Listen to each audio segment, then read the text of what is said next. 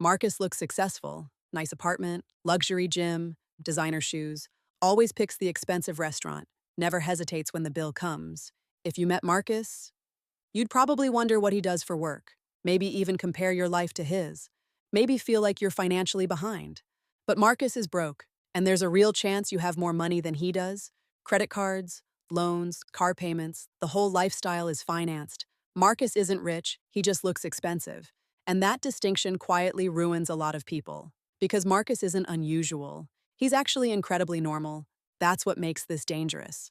A lot of people assume wealth should look obvious, like you should be able to spot it. The nice car, the luxury apartment, the expensive dinners, the upgraded life. And to be fair, that assumption makes sense. Because visible spending is easy to notice.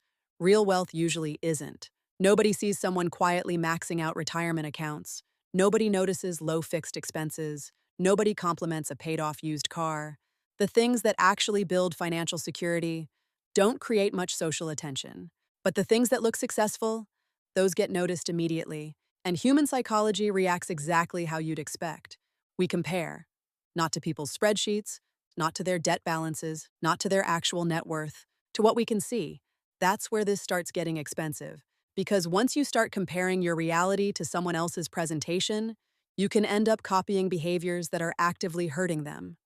Marcus looks ahead. That doesn't mean he is. And this happens because modern spending has become incredibly good at disguising cost. Nobody asks, "Do you want to spend $72,000 on this car?" Because most people would instantly recoil. Instead, the question becomes, can you handle $889 a month? And suddenly, the emotional reaction changes. Because your brain doesn't process those two numbers the same way. That's not stupidity, that's normal behavioral psychology. Big numbers feel painful, smaller recurring numbers feel manageable, even when they lead to the exact same financial outcome. That's why so many expensive lifestyles don't feel expensive in the moment. The apartment doesn't feel like a giant long-term obligation. It feels like monthly rent. The luxury car doesn't feel like a huge purchase. It feels like a payment. The furniture, the memberships, the subscriptions, the dinners.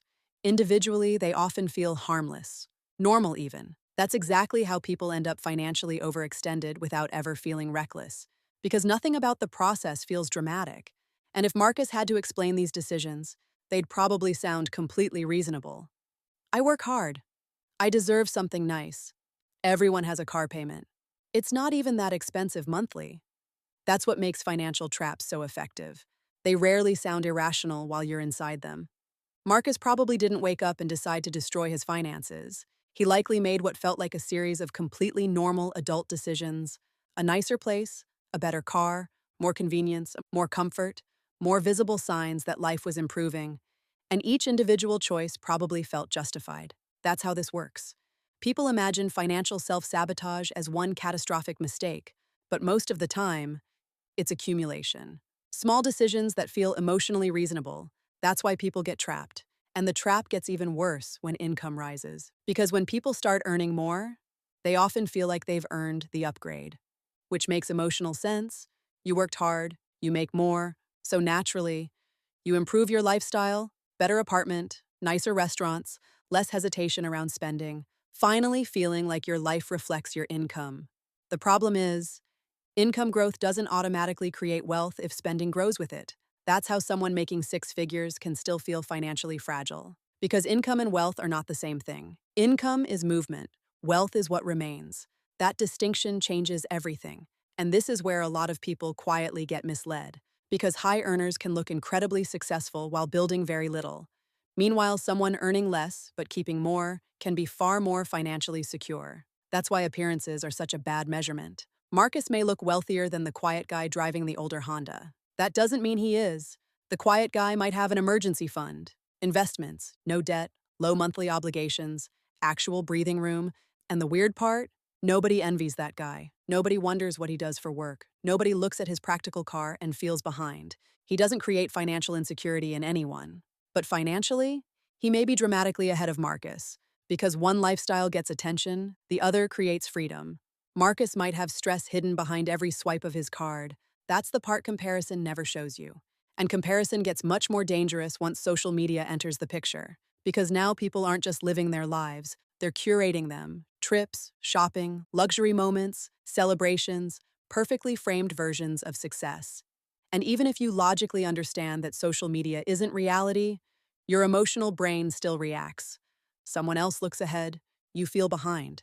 And that feeling creates pressure: pressure to upgrade, pressure to catch up, pressure to make your own life look more successful.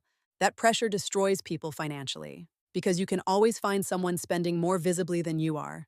Bigger apartment, nicer vacation, better car, fancier lifestyle. If your definition of success depends on outperforming visible spending, you'll never win. Because appearance has no finish line.